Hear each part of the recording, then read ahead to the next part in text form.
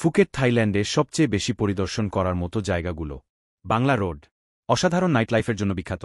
এই রাস্তাটিতে উল্লেখযোগ্যভাবে প্রচুর সংখ্যক স্ট্রিট পারফর্মার, রাস্তার বিক্রেতা, পিংপং শো এবং আরও অনেক কিছু রয়েছে।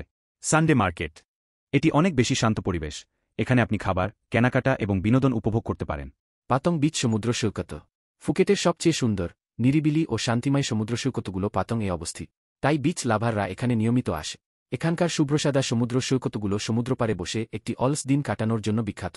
চিলভা মার্কেট ফুকেটের চিলভা মার্কেট হল একটি ট্রেন্ডি রাতের বাজার যেখানে কিছুটা বোহেমিয়ান ভাব এবং খাবার, ফ্যাশন এবং সুভেনির স্টলের একটি সুন্দর শপিং রয়েছে।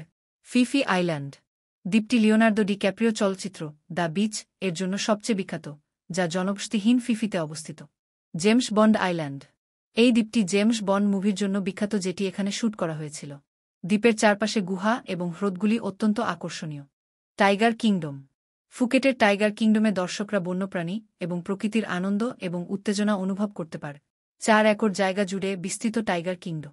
থাই ম্যাসেজ একটি সাধারণ ম্যাসেজ সেশন প্রায় 2 ঘন্টা স্থায়ী হয় এবং 300 থেকে 500 বাহট খরচ হয়। একটি ফুল ম্যাসাজ সেশন প্রায় 40 থেকে 50 মিনিট হয়ে থাকে।